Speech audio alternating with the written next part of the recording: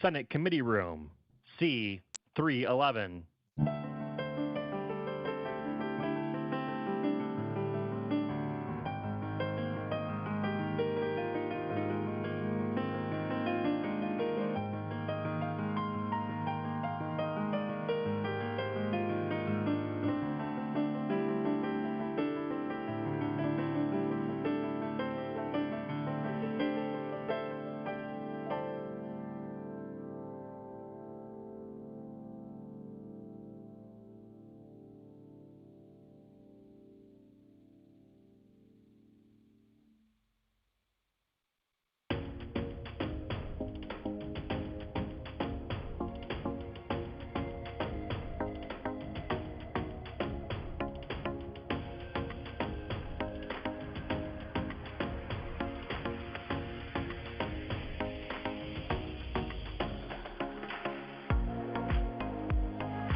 This is the Senate of Virginia, Richmond, Virginia.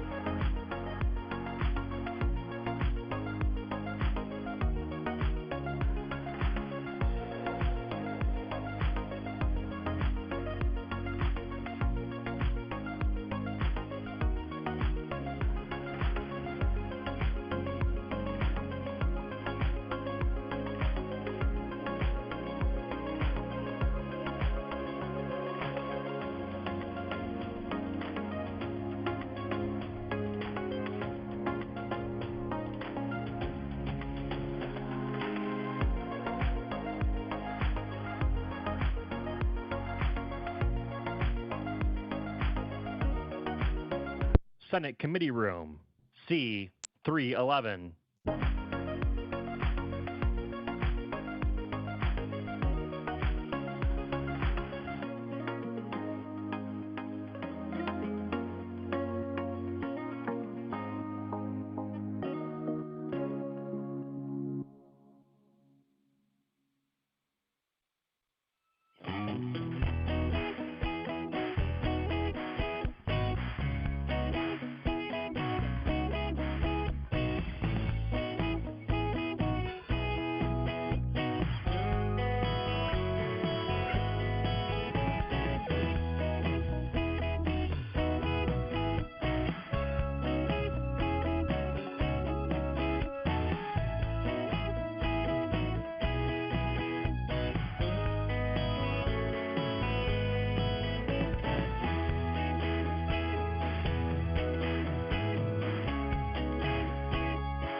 Did you know live Senate video is now available at youtube.com/@Senate of Virginia.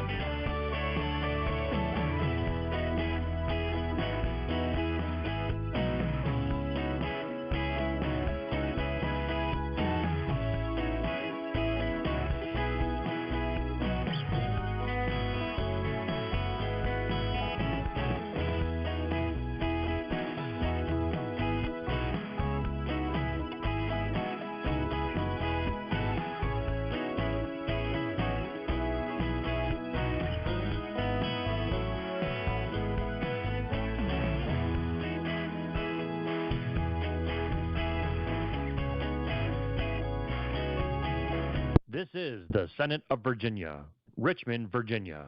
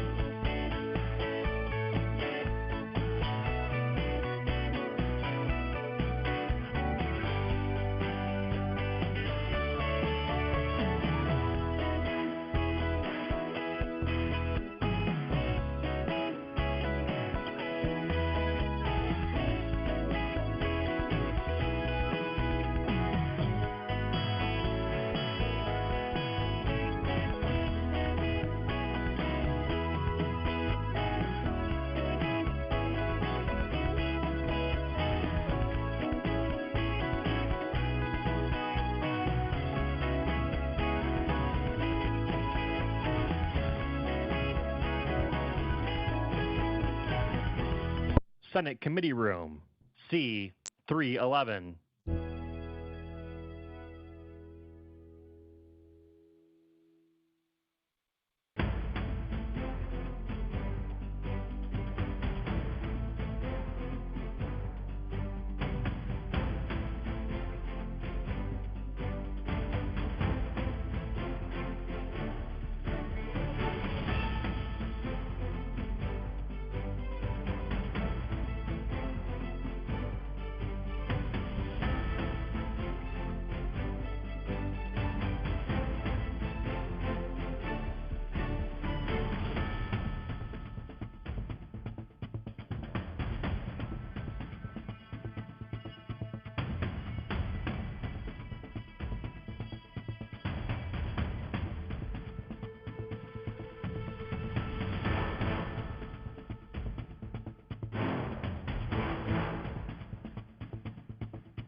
This is the Senate of Virginia, Richmond, Virginia.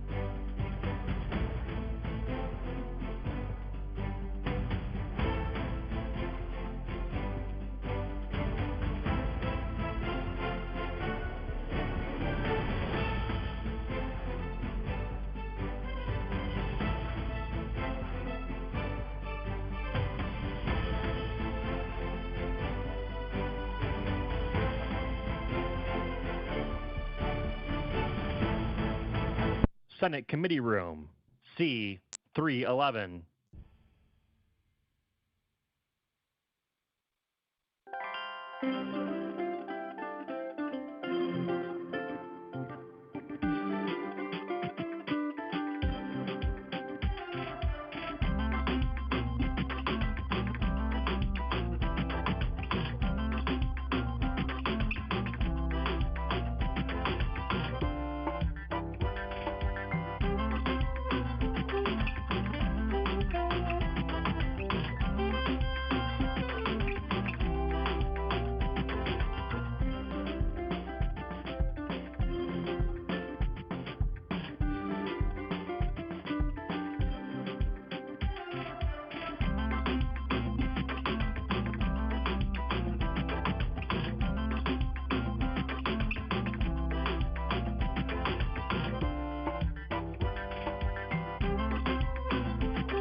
Did you know live Senate video is now available at youtube.com/@Senate of Virginia.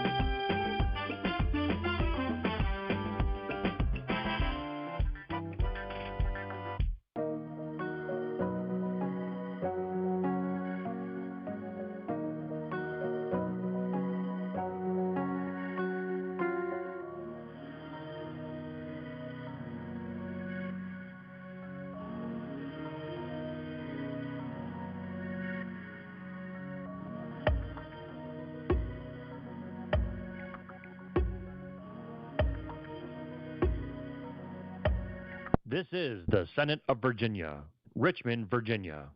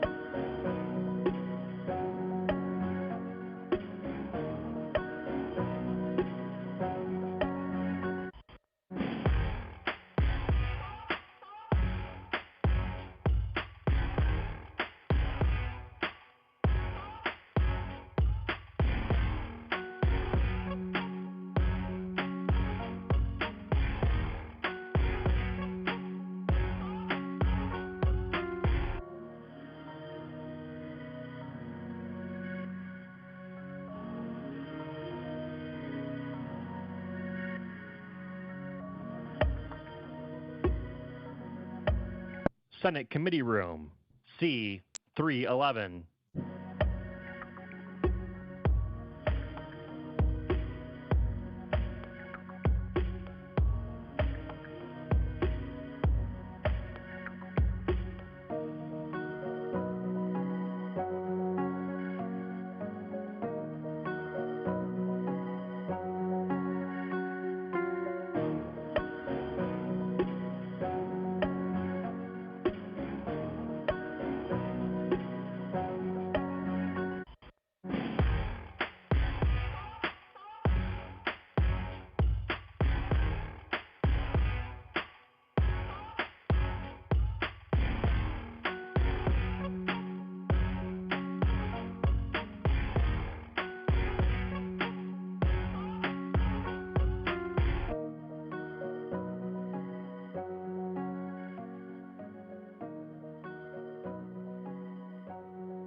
This is the Senate of Virginia, Richmond, Virginia.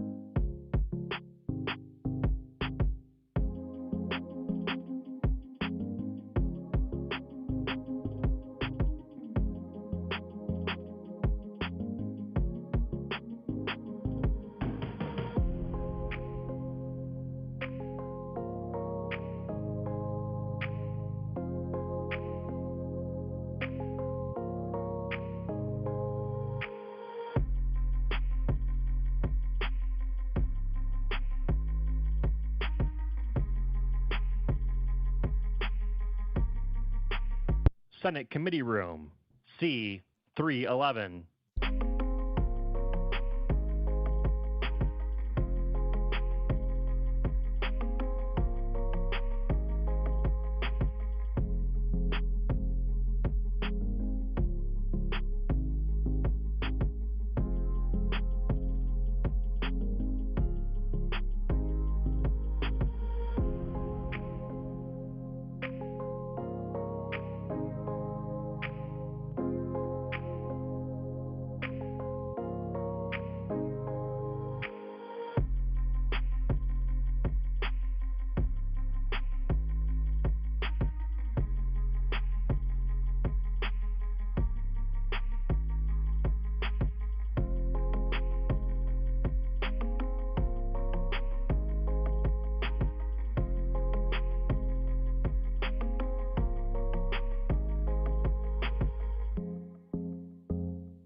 Did you know live Senate video is now available at youtube.com/@Senate of Virginia.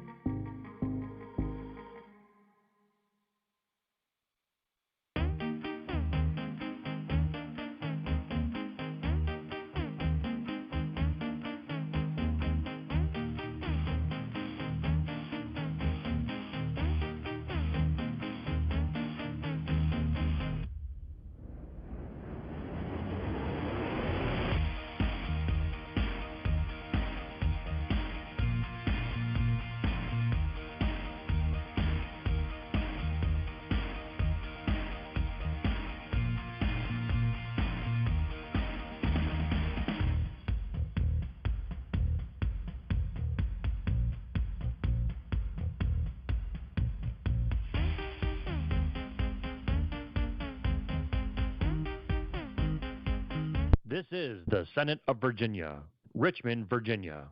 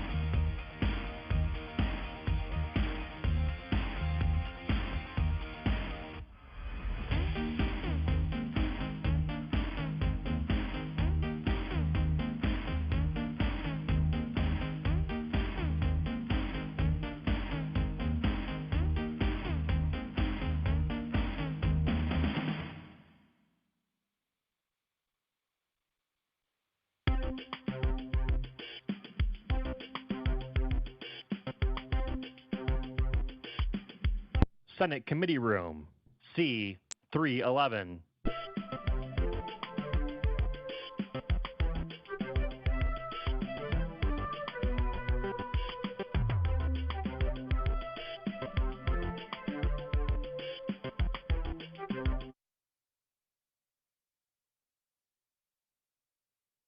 Sorry, was there going to be an option for public comment to be sent in or email that we could use? There's a link for, not for that, for like for people to send in. Okay. The folks that are used to the house have just been asking. This is your panel.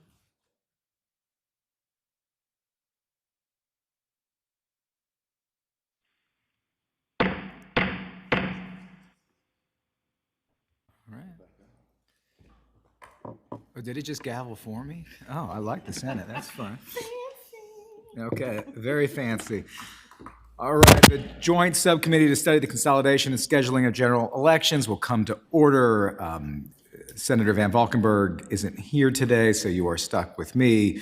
The agenda of this meeting is going to be reviewing the effects on statewide administration and local administration of elections. If we were to move forward with consolidating and scheduling consolidation of general elections, we'll have two speakers today: Susan Beals, the Commissioner of Elections; Eric Olson, Director of Elections and General Registrar from Prince William County. We've heard from them both before, so excited to have their comment. We will have time for public comment at the end, and at this moment, the clerk shall take the roll. Senator Surville. Senator Deeds. Here. Delegate Price. Here. Delegate LaVere Bowling. Here. Delegate Helmer. Here. Delegate Bloxham. Here. Delegate Ballard. Commissioner Susan Beals. Here. Honorable Lisa L. Lucas Burke. Here. Honorable Jessica Schneider. David Levy. Here. Tracy Howard. Senator Van Valkenburg. Mr. Chair, you have a quorum. Thank you, Mr. Clerk. With that, pending, is there any wish for any comments from the panel? All right, seeing none, let's go ahead and move to our witness. Commissioner Beals, please. From one seat to the other.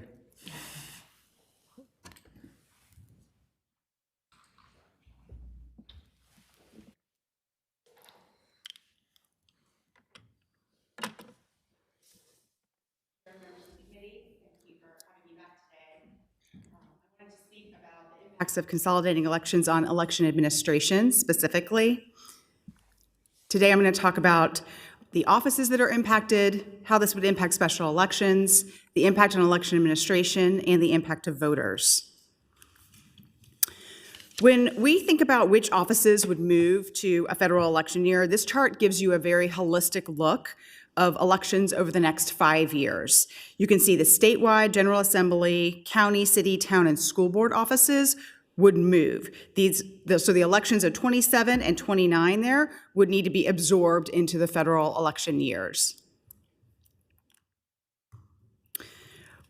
One issue that I wanted to highlight is the scheduling of special elections. This is how some other states handle special elections. Many states that have solely even year elections still have their special elections in their odd years. Many of them also still have their municipal elections in their odd years. I know we have changed that in Virginia to a May to November, but just be aware that saying we're shifting everything to an even year doesn't necessarily mean you're not going to have any elections in those odd years. For example, in 2025, Michigan's going to hold their county elections and special elections this year. North and South Carolina hold their municipal elections this November 4th, along with their special elections. Tennessee holds its city elections on dates all throughout the year this year. And Maryland is holding their special elections and municipal elections this year. I wanted to provide you this spreadsheet because this is all of the local special elections that are happening this year in Virginia. There's over 70 of them. So this is not General Assembly, this is just local city, town, county offices. As you can see, these are for offices where an office holder resigned or vacated their seat that would have been filled in 26 or 27. And on that far right, you can see the date that that office ends. This slide does not include those special elections that we've already held in 2025, including 2 Senate seats, 1 House of Delegates seat, and a congressional seat that's in early voting right now. So as you know, special elections for vacated seats in the General Assembly are required to be called within 30 days of the vacancy when the General Assembly is not in session. When the General Assembly is in session between the dates of, and the vacancy occurs between the dates of December 10th to March 1st, the election must happen within 30 days of the vacancy. So that is going to make us have special elections in odd years. When considering the impacts to election administration, I tried to look at both sides of the coin for you, so you're going to see 2 slides on each of these. I wanted to give you an idea. This is some of the tasks that we think as a department we would have more time for if we had even election years. We would be able to spend time on more in-depth accessibility surveys of polling locations. We would have more time to update our training materials. We would have focused time for procuring and building new IT projects instead of trying to build them while we're also running elections. And we would be able to work more deeply with our designated state agencies who promote voter registration. We would also have a longer runway to implement legislation. For the department, many times, by the time a bill becomes law in April-ish, we have about 60 days to get it implemented before we have to start training registrars on it so they can then carry it out when early voting starts in mid-September. It is a very tight turnaround. So if we had no elections in odd years, that might give us more time to implement legislation.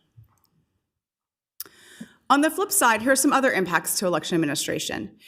You're going to have fewer voter interactions at the polls, and that is a lot of times when voters update their information. They go to their old polling place, they go, oh my goodness, I've moved. Under our policies, we will allow you to vote there if it's been less than a year, but if that was going to 2 years, that becomes a different conversation. We might require, that would also potentially require more same-day registrations. It might also result in more people being designated inactive because maybe they don't respond to a mailing. They're also not going to vote, and they might end up on the inactive list. This might require either additional risk-limiting audits or longer timelines for risk-limiting audits. Under current law, RLAs are required after every election prior to certification. Not every state does that. Some states have their RLA after certification. We've got to get that in there before we certify the results, so it typically is in that Thanksgiving timeframe. In odd years, we do RLAs of House and Senate General Assembly races. Those would have to be moved to even years, and then you might need to consider, are we doing RLAs of, a congressional, a U.S. Senate, a House of Delegates, a Senate race. The electoral boards even have the authority to do a local race that's entirely in their jurisdiction.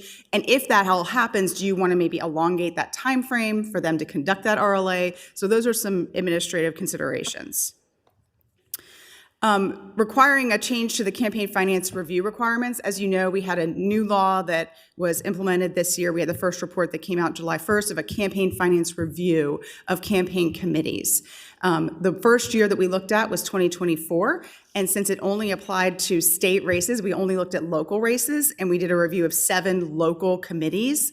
In 2026, that report is going to be much more robust because it's going to look at 2025 races, and by law, it must include every statewide committee, whether or not you won, lost, were a primary person who lost, 10% of all House of Delegates races, and 1% of all local committees. That is going to be tens of thousands of committee entries that we have to consider in those campaign finance reports. So you would want to consider, do you want to then move that to 2027? Do you want to maybe put a longer time frame on that? Right now, that report is due July 1st. Do you want to move it to October 1st? Those are all potential considerations. And then finally, voting machines. Combining elections into even years may require more voting machines, and let me tell you why.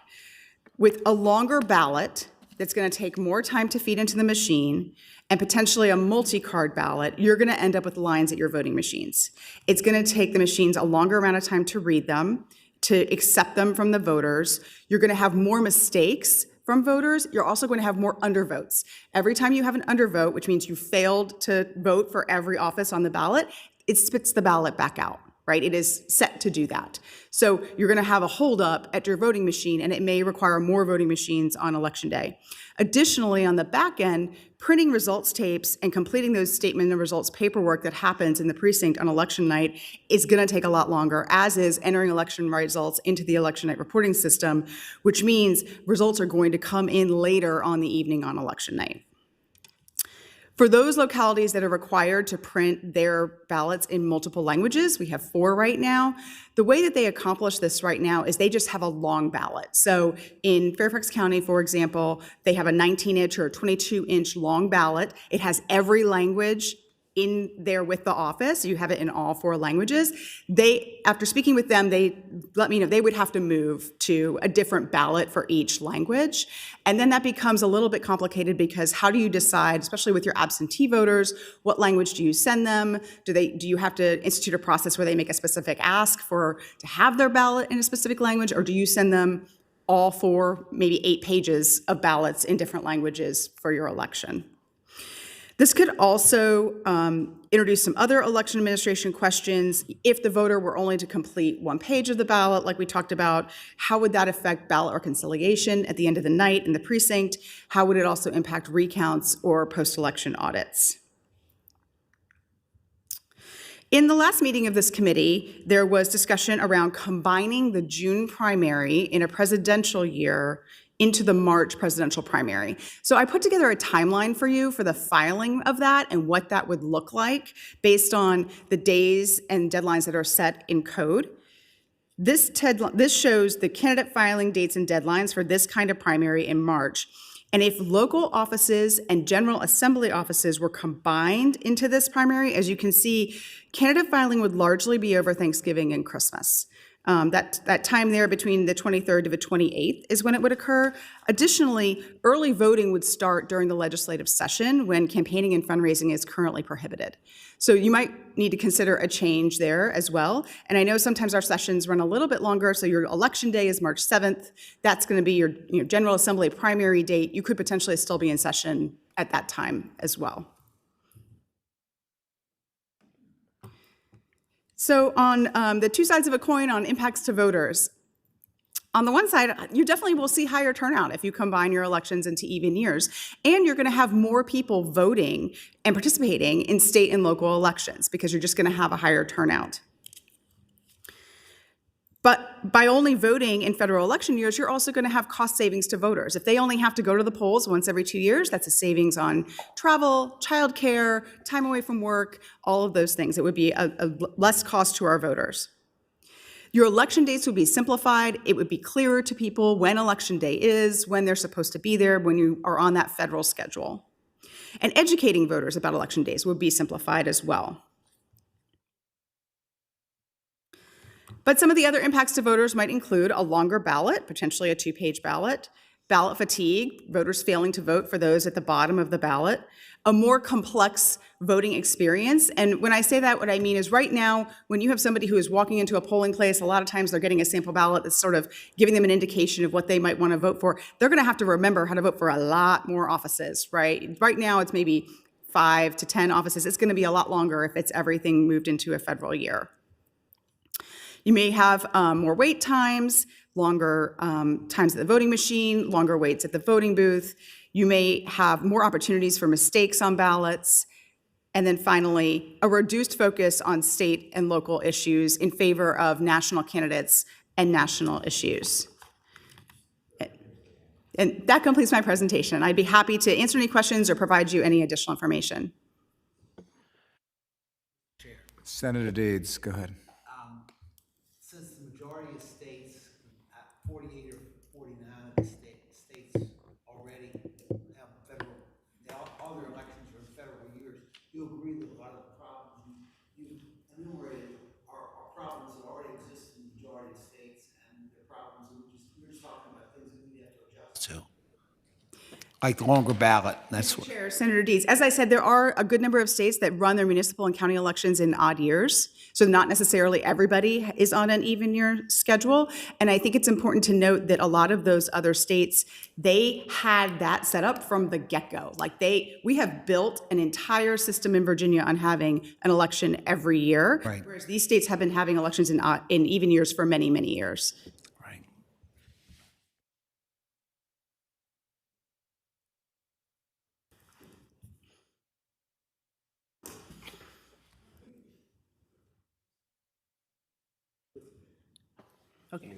Okay, sorry.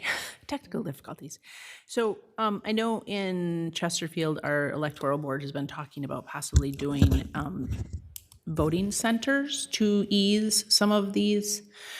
Is that something that might help to get it be more flexible for people to be able to vote at any of like what are now our satellite locations that are for the last week of voting, and let anybody vote anywhere and have the ballots be printed at that site? Chair Helmer, Supervisor Schneider, voting centers would require significant change to the code. There are a lot of rules right now around the placement of precincts, how close they need to be to your house when you're locating a precinct.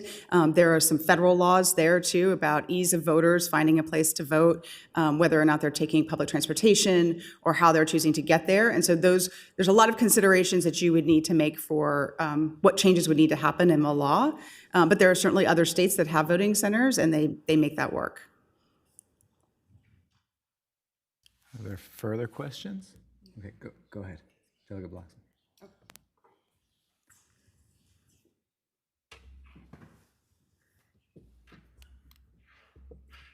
I'm glad it's not just me. Thank you, Mr. Chairman. Just clarification on voting centers, because in my area, I mean, I'm assuming that means that you'd have remote locations where someone could come in and vote for anyone. I mean, they'd get the ballot for their municipality, since I have 17 towns, so that therefore I have 17 elections. So if we had 4 voting centers, you'd have to have 17 ballots. I'm just trying to get clarification for a voting center, whatever that is. Mr. Chair, Delegate Bloxham, if you had a voting center, you would probably need a ballot on demand printer. So that would allow you to print the ballot that is needed for whoever decides to show up. A lot of that is used already in early voting in our satellites. They use ballot on demand printers, but you would need a lot more ballot on demand printers. Delegate Price. Thank you. Madam Commissioner, can you go into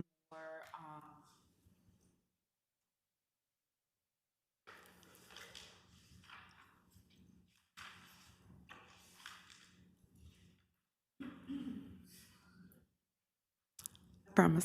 Thank you. Can you go into more when you were saying that there could be potential impact on recounts? I think you were talking about that when you had just finished talking about the different ballots for different languages, was the potential impact on recounts connected to that, or was that a separate thought in what the potential impacts could be? Mr. Chair, Delegate Price, that is related to having a two-page ballot. Particularly if you have some voters who choose to only fill out one page, it makes it, and those are maybe hand counted, it just makes it a little bit more complex when you're doing a recount. I see Levy. Mr. Levy?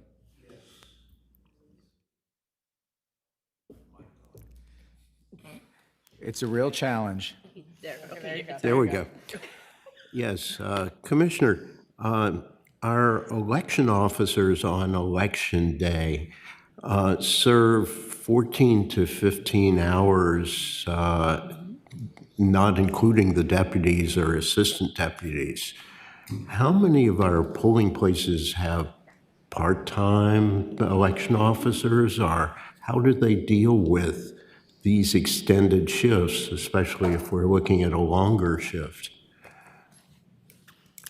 Chair Helmer, Mr. Lee, I am aware of some localities that do shifts, but I would say the vast majority of localities have the same people there because it is required that when you arrive in the morning, you're signing that zero tape and you're attesting to that, and then you need to sign the results at the end of the day.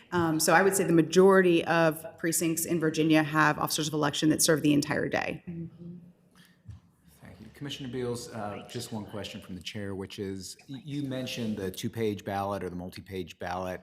For localities that today do have even year elections, I believe Virginia Beach has some, I know there are some others that do have elections. Do any of them end up in a multi-page ballot situation today and are able to deal with that? I'm not, Delegate Chair Helmer, I'm not aware of anyone that has a two-page ballot. I know last year, I believe, or 1 year recently, Fairfax County got close and they managed to keep it all on one. The reason that it can sometimes shift to a two-page ballot is if you have multiple referenda, and then if you have ranked choice voting on top of that, that can make it have a very long ballot. Thank you. Delegate Price, go ahead. Thank you. And I wanted to also ask, when speaking about that with the ranked choice voting had me, you just mentioned it, wanted to ask the question, because not only with the 2 pages, and I think I'm trying to think through various sections of code, right? And all of the things that are playing into this, and we might need help from our wonderful attorney. But right now, we have the ability for localities to choose to do ranked choice voting, but only for certain races. And so could you speak a little bit more about what a ballot could potentially look like if there was not the situation of like the municipals in the odd years, but if everybody was on that ballot, and let's say a presidential that could also have like statewide candidates, that could also have House delegates, that could also have, let's say, city council, and in a locality that was allowed to do ranked choice voting for the local, how many different types of elections would be on that one ballot, and then what would it look like for you all's purposes? Chair Helmer, Delegate Price, the issue for going to a multi-page ballot, from my understanding, is that is not an issue for voting machine vendors. They can do a multi-page ballot. I think that for ease, most of our registrars have tried to keep things on one page. And so they have sort of already tested the limits of how long that can go. I think the longest that a machine can read is somewhere between 19 and 22 inches long for a ballot. And so I think a lot of them have tried very hard with font size changes and everything else to get that all on one ballot, because it just makes everything simpler. But I think, when we heard last time about the bond referenda from some of the locals, if you're putting that plus a constitutional amendment, plus all of these offices, plus ranked choice voting, you probably would end up with a 2-page ballot. There's no way that you couldn't. Go ahead. And so thank you for that, because I think your question specifically talked to the logistics of trying to handle that on the pages. And can we also talk about that question from the aspect of a voter? What would, I guess, your office seek to do? I'm trying to think through just, I've been voting my whole life, ever since I could. And if I go into the ballot and I have a presidential race that has, the federal laws and all of that involved statewide, and then we get down to a local race that has ranked choice, what type of outreach would you all do? Because right now, I'm guessing most ranked choice ends up on a different ballot than the elections that don't have ranked choice. It's on the same ballot. Same ballot. Okay.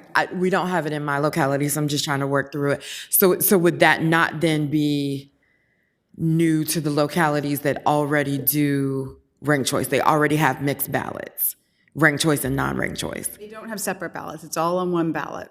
But mixed one. Okay. I've never seen that, so that's great. So that's not necessarily something that a locality that currently does ranked choice voting at the local level, that process wouldn't be different. But let's say if there was a locality that had never had ranked choice, we consolidate, then there would need to be some outreach then for, there's no ranked choice on this one, but there is ranked choice on this one, and it's all on the same ballot. Chair Helmer, Delegate Price, I think the outreach, frankly, that would need to happen would be encouraging voters to vote all the way to the bottom of their ballot. Because I think that a lot of voters, when they go in to vote, they will maybe vote by party. And then as you get lower down the ballot, people don't run with a party. And then you've got referenda questions, and it's not, the answer is not very clear to some people about which side is this leaning, or how do I decide? And so I think that's where you're going to see the slowdown for the voter. It's very easy to do maybe the top couple offices, and then as they get further on down the ballot, they would slow down and take longer to vote because they're looking at nonpartisan races. And then referenda that they have to make decisions on. I think the voter education piece is going to be around, what's on the ballot, making sure you vote to the end, understanding the referenda, understanding that we have nonpartisan candidates that are also on this ballot. Right now, I'm not aware of anybody that does a ranked choice ballot versus a non-ranked choice ballot. Every county that I know that does that, which right now is just Arlington, and I think Charlottesville is either almost there or about there, it's included in the regular ballot. All right, Ms. Lucas-Burke? Thank you, Commissioner Bills, for the presentation. I guess all of the conversation is prompting a question. Extending going to the even years would impact the decision to change or increase or decrease early voting days, and how would this impact smaller locations like where Portsmouth is small, and I know there's some other localities that are smaller than us, but has there been any consideration that this might impact the need to revise our early voting options? Chair Helmer, Madam Lucas-Burke, I haven't looked at that specifically. I think that, perhaps you could encourage voters to vote early so they would have more time, to consider their ballots. But then I think you might also run into the issue of a voter coming in maybe to vote early, looking at a ballot and saying, wow, that's really complicated. I want to go home and do some more research, and then maybe come back on election day and vote once I know who I want to vote for. And that might result in a high number of spoiled ballots. All right, Mr. Levy. Yes, Commissioner, what limits are there on the March presidential primary? In other words, is that a political decision to have that date in March as part of a Super Tuesday, or is there a range of dates we could opt for on the March presidential primary that would set that date? So Chair Helmer, Mr. Lee, in terms of moving the June primary to the March date, that is a legislative decision. Right. In terms of the actual date, that is a party decision that they, I think, negotiate and make. Thank you, Madam Commissioner. Do any of our members attending online have questions? Obviously, I wouldn't be able to see them from here. I don't see anybody raising their hand. So with that, thank you so much, Commissioner Beals, for your testimony. And next up, we will have Mr. Eric Olson, who's the Director of Elections, the General Registrar for Prince William County. He's also a repeat offender. We are very much looking forward to hearing about the impacts on the local administration of elections. The floor is yours, Mr. Olson. All right. Good morning, Chair Helmer and members of the Joint Subcommittee. Glad to be back with you today to talk a little bit more about election administration. So the last time I was here, we talked about budget impact, which is a little more specific. Today, it's going to be broader, and I'm happy to answer questions. There are about 400 pages of code, so might have to get back to you on a few questions, but certainly some of the ones you asked earlier we can address as well. So 400 pages of presentation, right? Not 400 pages of presentation. Only about 30. So, all right. So I am representing here today the Voter Registrar Association of Virginia, which is the membership association for the 133 localities, counties, and cities around Virginia. Our mission is to promote integrity, transparency, accessibility, and impartiality in running Virginia's elections. I'm the Director of Elections for Prince William County, and I've worked with localities across the country, actually. I've worked for Maryland, Virginia, and D.C., but I've also worked with North Carolina, Fort Wayne, Indiana, British Columbia on a whole bunch of different projects of how you implement different things for elections.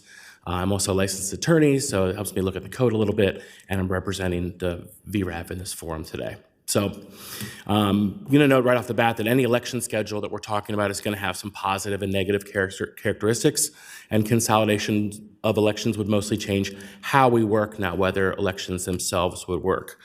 So we're going to review all the functional areas of election administration today, going to cover the ways in which consolidation could change that work potentially, and the possible opportunities and costs. I'm going to go through a number of areas.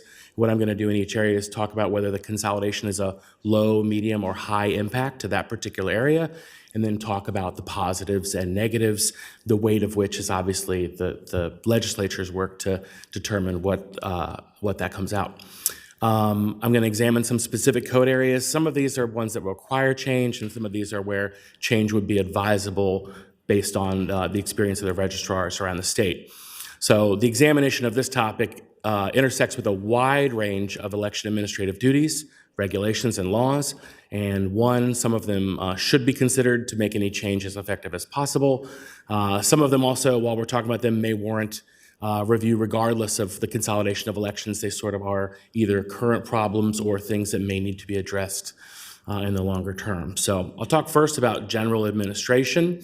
I think this is a pretty high impact area. So in the positives for consolidation, it would provide time for compliance, strategic planning, and implementation. Commissioner Beals talked about this, and there's a number of areas where we would have more time to focus, either with a more reasonable schedule or in more depth than we do at present. That provides the opportunity for some incremental improvements, which is another positive potential here. It would also give some of us time to recuperate. The elections, we run 4 to 5 elections in any 2-year cycle, sometimes more. So election officials in Virginia have more stress than election officials in other states.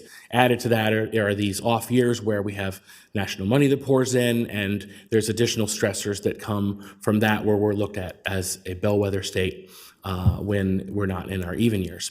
Some concerns about this are local funding decline. We talked about that extensively at the last session, and then the potential institutional knowledge loss. So how could that change maybe the individuals that are involved in this, both at an election official level and also at an election officer level? So those are some of the concerns. In terms of administration, election administration, right now we run elections, and we do all these non-election year things kind of in the cracks in between those elections, which can be very challenging. So we're talking about things like equipment and facility upgrades, the state security standards and ADA compliance, COOP plans and emergency planning, working with our police and fire to anticipate how we respond in emergencies and how we handle situations where there's safety concerns for voters.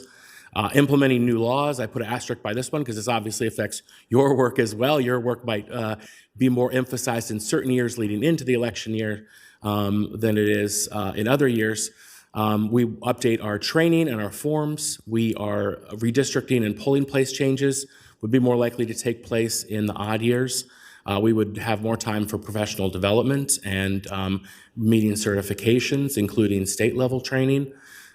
List maintenance processes would be different, potentially. There would be probably more voter education and transparency initiatives in those off years.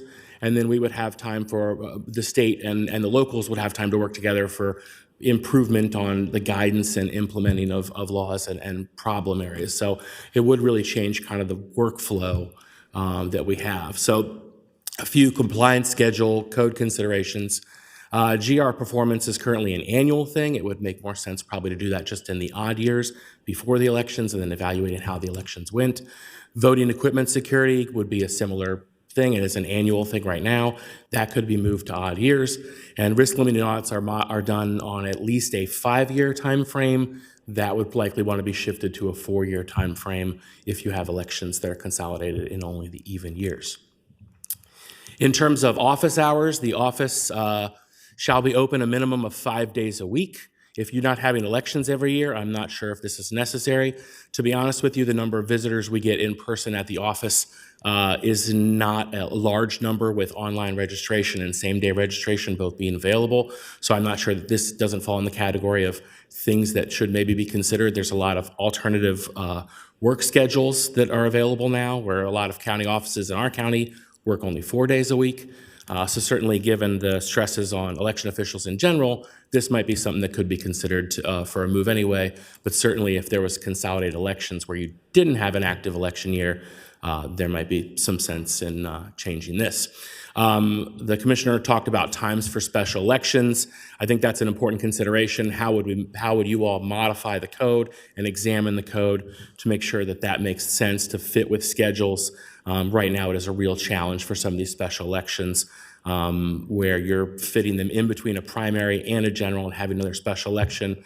It is a real challenge for local election administrators. So there could be potential solutions there that make sure that the continuity of government continues, but that the voter intent for the candidates that were departing and potentially incoming is preserved.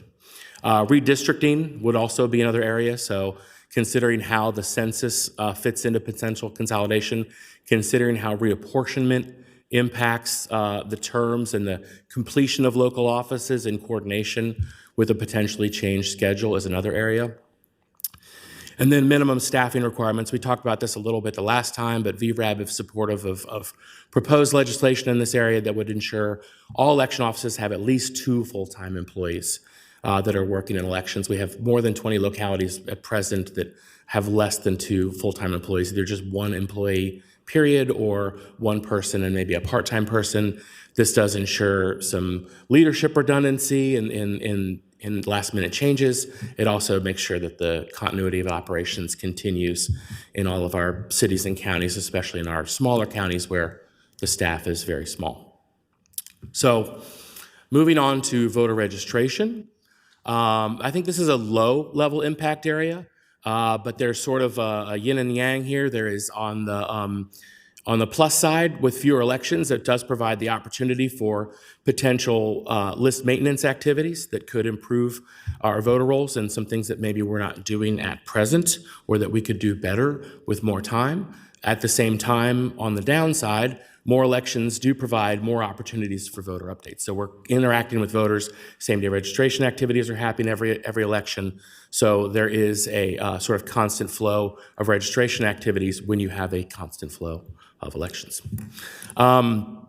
Pre-registration might also want to be looked at, 24.2-403. This allows persons who are not yet 18 to register. I believe based on the language of that, it says that those individuals can vote in an intervening primary, and that language might want to be tweaked just slightly so that it wouldn't allow someone to vote in a primary when they're still much younger than when the next general election would actually be now. So that would be a small language change, but one that would likely be necessary.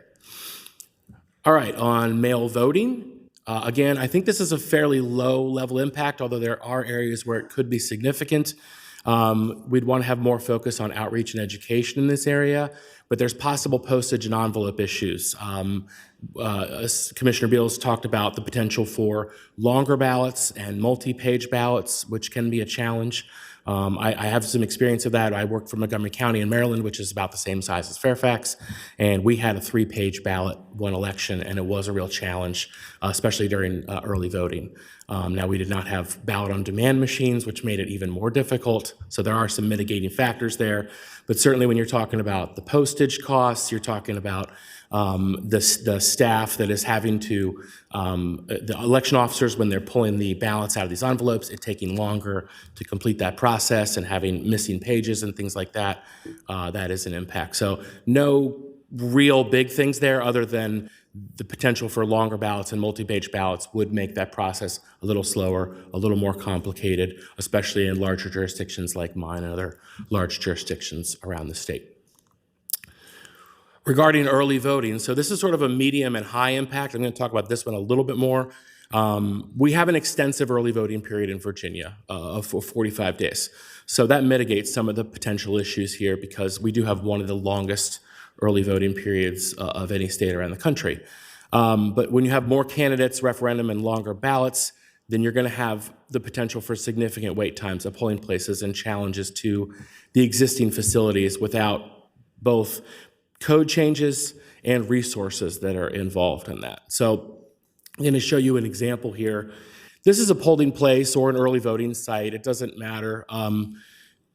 When you're having, let's say, this is planning for about 1,400 voters that are going to come through on a given day, which is Not uncommon for us at our early voting sites and certainly some of our busier polling places. And here you might have 3 check-in stations and you might have 10 voting booths. It just depends. You'd like to have more than that, but sometimes space doesn't allow for that. It really depends on a lot of different factors. So in a situation like this, the chart that I'm showing here is sort of hour by hour throughout the day. And you can see that, so the x-axis is each hour by hour of the day. The y-axis is how long does it take to vote? How much wait time is there involved in that?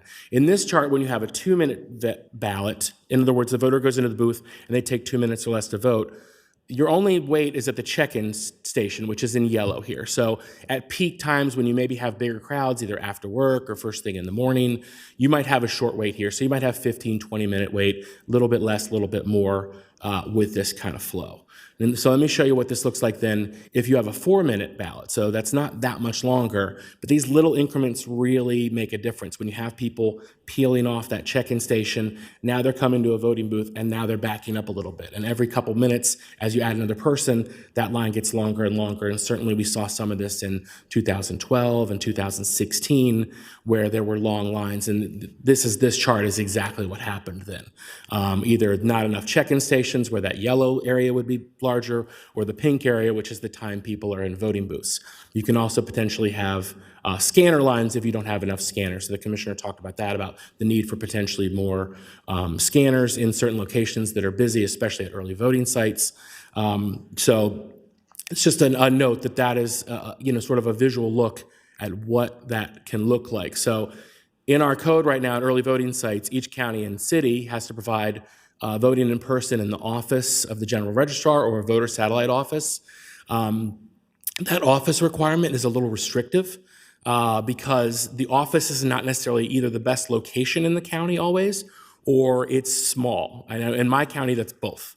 We are in a little island of property right in the middle of Manassas City, so we are 2 miles for many of our voters, and our office is pretty small. We don't have a lot of space. They have to kind of check in a hallway. They go down and vote in a conference room. They scan their ballot in a foyer. So it's not the best location for us. Now, we do have a number of satellite locations in Prince William County, and there's a lot of large localities that are going to have multiple locations, often for several weeks, sometimes for the whole period. But that office requirement can be a little restrictive. I think you also see a very uneven application across localities. You all had asked about vote centers during the questions, and I think one way to think about voting is to think about it in terms of, tell you the term site days.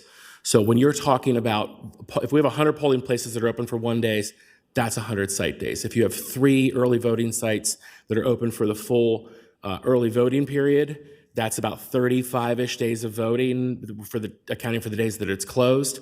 That's about a little over 100 site days as well. So right now, if you look at especially in the larger localities, your number of site days is really variable. Other states do account for this sometimes. In Maryland, they actually have number of voting site requirements. So based on the size of the county, the population, you have to have a certain minimum number of early voting sites as the county gets larger and larger.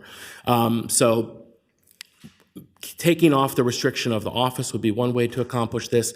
Looking at what are the minimums that voters should have so that you don't have counties, Fairfax has really extensive early voting opportunities, obviously it's a large county, but even proportionate to the number of voters, they have a lot more than some of their mid-sized counties have. So what are ways that you can make sure that voters across Virginia have kind of even access to the same number of early voting opportunities that they do in other counties? So looking at those potential modifications and mitigating some of those challenges. Obviously, early voting is more and more popular. We're seeing at increasing levels that roughly half the voters in Virginia, nearly half of the voters in Virginia are voting their ballot before Election Day, whether that is at an early voting site or in mail voting. So as you provide other opportunities there, as you expand not only the number of days, I'm not recommending more than 45 days, by the way. That's a long enough period. But if you have more sites potentially in some of our larger counties in particular, that could mitigate some of these challenges. So as I noted, the office may be too small in some locations. Satellites in larger localities may need to be re-examined. So if this was put in place, I imagine I would be working with our local board of supervisors, now probably happen in a lot of counties, to consider how to expand, change, modify early voting to match some of the potential conditions that we're talking about. And this is going to be a particular challenge for our high-density regions, for our really large counties in particular. As I noted, potential solutions: removing the office requirement, potentially putting in some minimum number of voting sites, providing resources obviously would be a great aid to this, and looking at timeline modifications. And you all noted vote centers as a possibility for that. I think when you're talking about vote centers, you're really just talking about that site days model that I was talking about. You're not talking about 3 sites or 4 sites open for 30 days, so 100 to 120 site days, then 100 on election day. You're maybe talking about 20 sites that are open for, X number of days, but that site days number is really the ultimate determiner there. You want more of those so that people have more opportunity. And unfortunately, the sad reality with early voting is always that your most popular day is going to be your last day. Your next most popular day is going to be the next to last day. So you do have to factor in that people will wait till the very last opportunity to vote, and you have to think about that in terms of the voting, the sites that you're giving people an opportunity to vote at. Election day itself, kind of a medium impact here. I think you're less likely to have logistical issues on election day just because of the popularity of mail-in early voting. In recent years in Virginia, election day used to be sort of a big event, and it was a lot to prepare for, and it's still a lot to prepare for on an administrative level, but we don't see some of the logistical problems that maybe we did 5 or 10 years ago, because we have a lot more people using mail voting, using early voting, and spreading out that pressure. So that is less pressure on election officials on that day.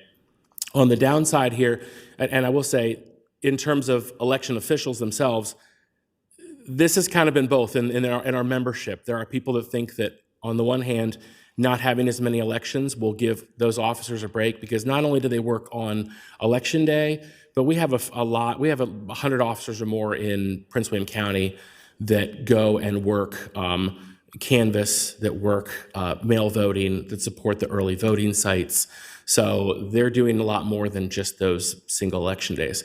On the other hand, some localities have reported that they may lose election officers without having constant elections, that is actually a little bit of a detriment then. So I think there's kind of a plus and minus there that kind of cancel each other out.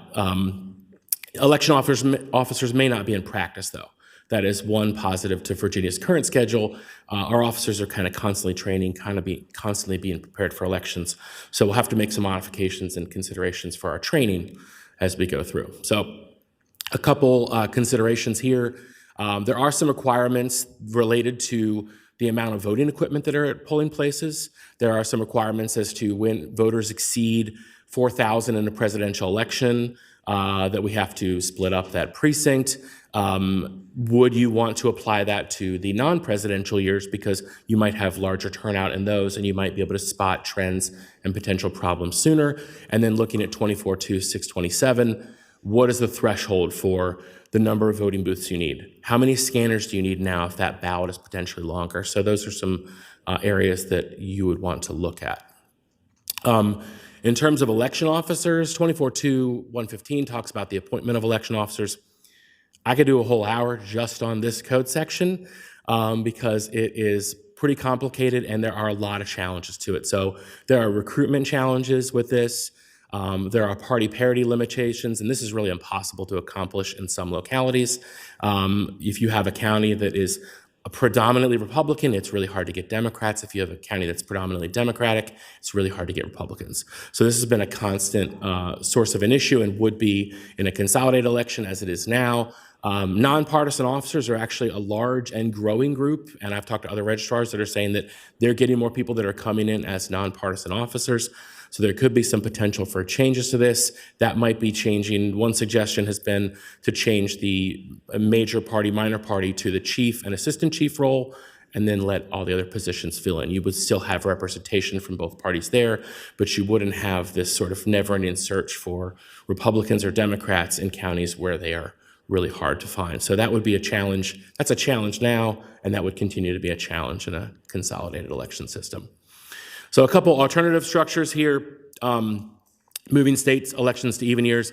but possibly retaining odd years for localities. This would be more of a 3-in-1 system. So rather than having it be all in every 2 years, you could potentially consolidate the locality years in some ways. I know this doesn't work for all the terms as they exist now for some of your boards of supervisors are on staggered schedules. Some of the terms do not line up with that 4 years, but that is one potential consideration.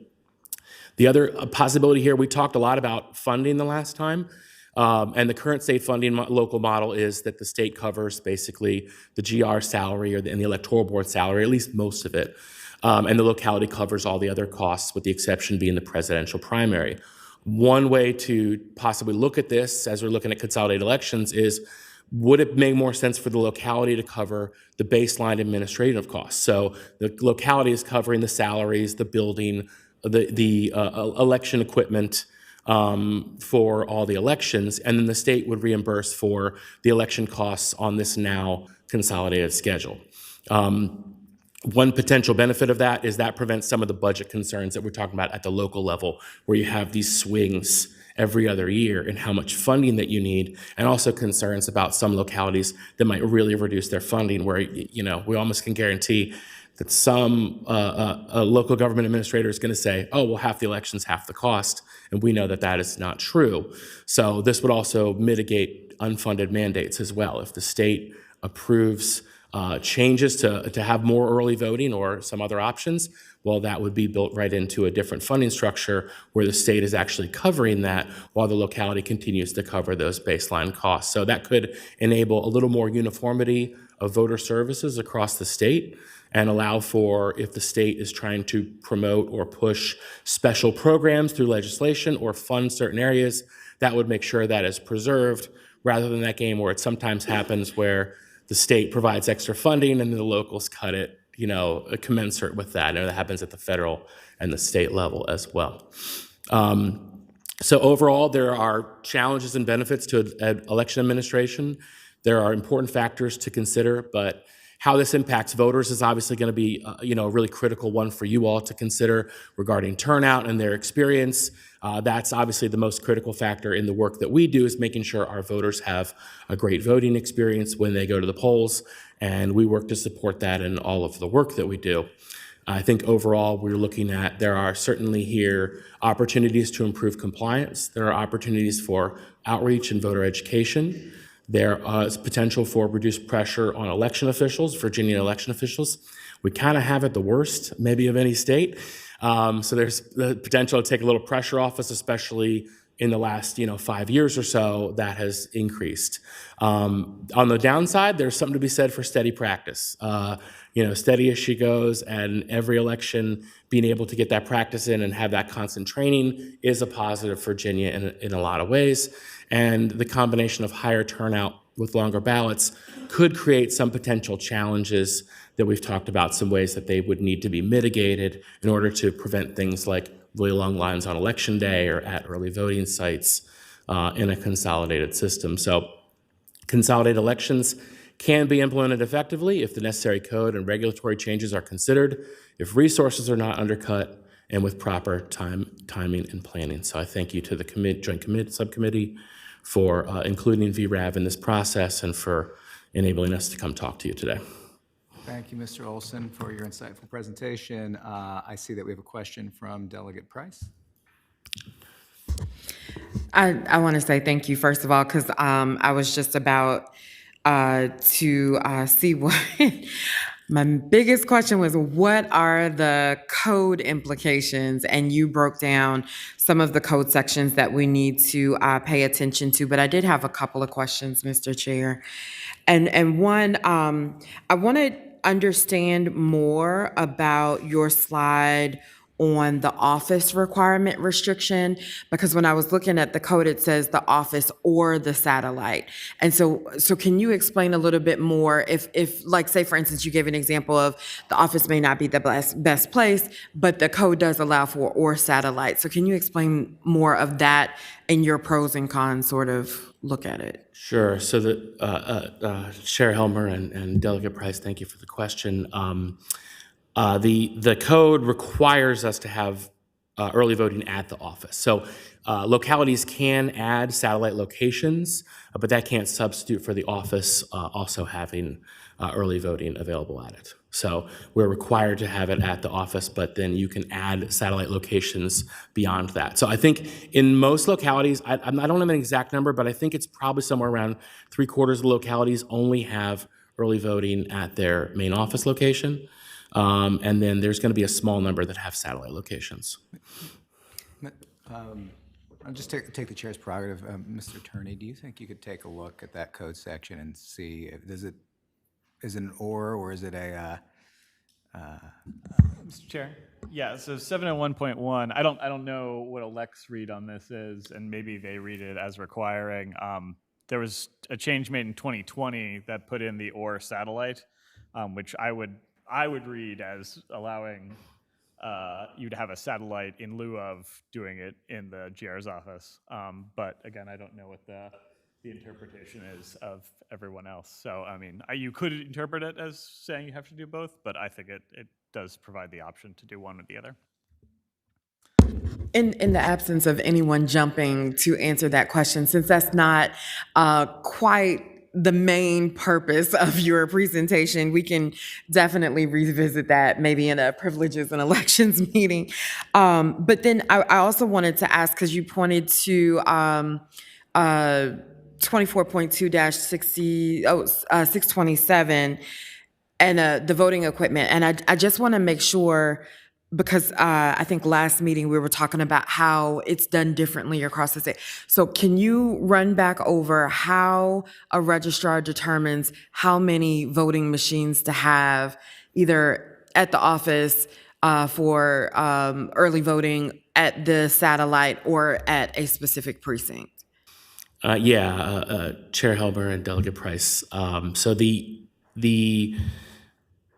determination for that is that each locality has to kind of go through that, some of the model that I talked about, and look at how that impacts them. Now, I think if you're a small locality, it's not necessarily a huge formula.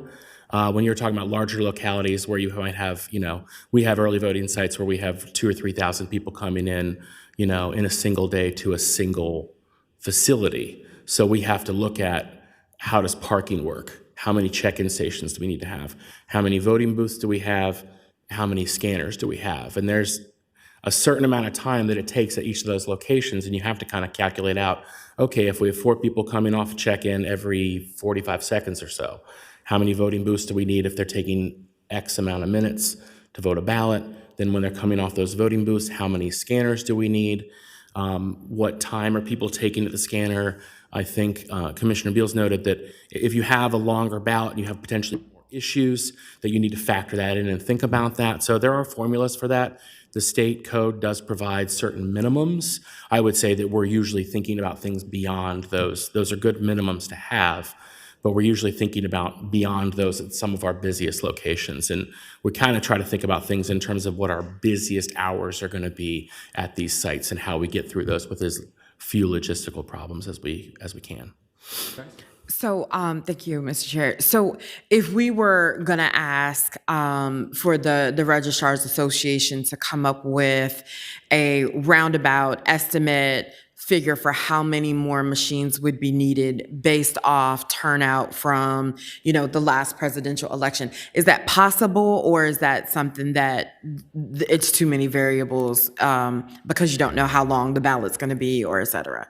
I mean, it's based on a lot of variables. We could certainly come up with a minimum, like a recommendation for what that might be and how that might change from the current code to a consolidated election code. It is going to vary. And as I noted, I think most registrars are going to be looking at, okay, do I need additional beyond that to make sure that they have enough scanners and equipment that voters are able to get through in a reasonable amount of time. And Mr. Chair, I would just ask that we move from a hypothetical to an actual request of however the association might best come up with an estimate, because I think when we're thinking about budgetary impacts and whether it's unfunded mandates or coming from the state, that I don't think anybody wants to do something that is going to make it harder for people to vote. I can speak for me. That is not my intention. So if it was going to be a longer wait, okay, how many more machines could help? I think that would be helpful. And then, Mr. Chair, I just had one last question. So I was speaking with my colleague last meeting when someone said something about the increase in postage, potentially for a longer ballot, but thinking through, I think it's about maybe 4 or 5 pages you can put in an envelope and mail it under the same postage for that. Can you speak a little bit more about the process for the longer ballot? And two-parter, can you explain a little bit more about if someone either consciously or unconsciously decided to not vote down ballot, how that causes an issue for the administration of the election? Because there are some people that it's a conscious decision, but it sounds like whether it was a mistake or a conscious decision, it interrupts your process. Yeah, okay. Chair Helmer and Delegate Price. So to answer those two questions, okay, so first the postage part, I think we'd have to look at that and test out, if we have a current, like a 14-inch ballot, let's say, on a single piece of paper, because there's a couple other items that go in with any postage that goes out. There's going to be a letter that gives people instructions. There might be some special inserts and things like that, depending on the election. So we need to look at that. I think, hey, what is a 14-inch ballot that's 1 page cost in terms of postage? And if you have a 19-inch ballot that's 2 pages or 3 pages, what does that cost? So we certainly could provide the joint subcommittee with some data on testing that out in a bunch of scenarios and seeing what that tipping point is. Where does it hit that next ounce that the post office says, all right, you got to add some extra cents to this postage. The second question was about the functioning of the equipment. So when you set up your equipment for each election, there are certain variables and options you have as an election administrator. So you can set it up so that if a ballot is completely blank, it does automatically reject. If a ballot has a blank side, so for example, if you have a ballot where you only have 1 or 2 contests on the back and you want to make sure that people don't miss those, you can set it so it rejects that back. You can also set it so it rejects it back for any contest that is not filled in. Where they didn't select any, but there's an undervote for a contest. In our county, we generally set it for blank ballots or blank sides, but we don't do it for individual contests because people often consciously skip over them. And at the volume that we're working at, that would create a lot of logistical issues. So we do account for that. Presently, you would obviously have more of those issues, though, if you had a longer ballot with more contests on it that people could potentially miss some. So. Thank you. Delegate Bloxham.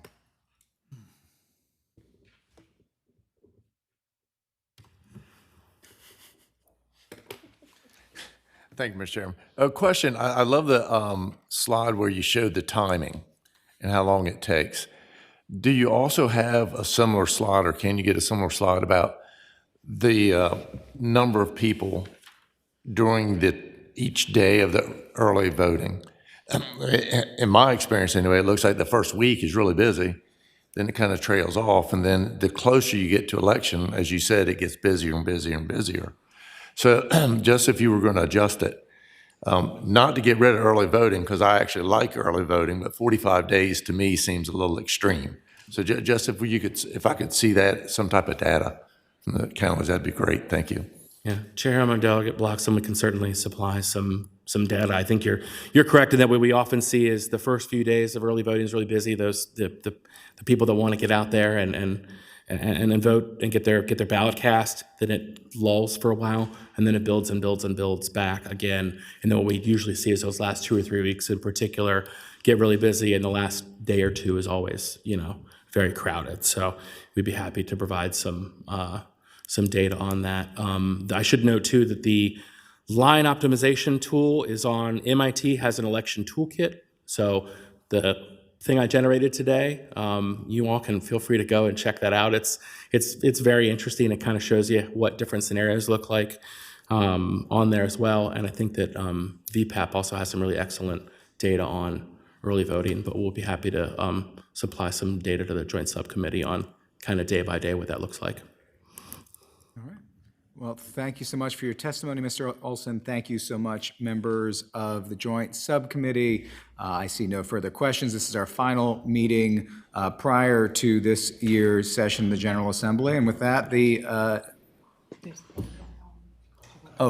sorry, before that, are there anybody here for public comment?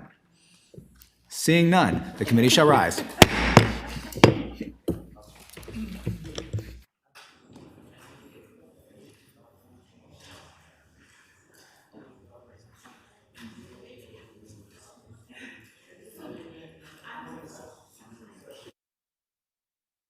This is the Senate of Virginia.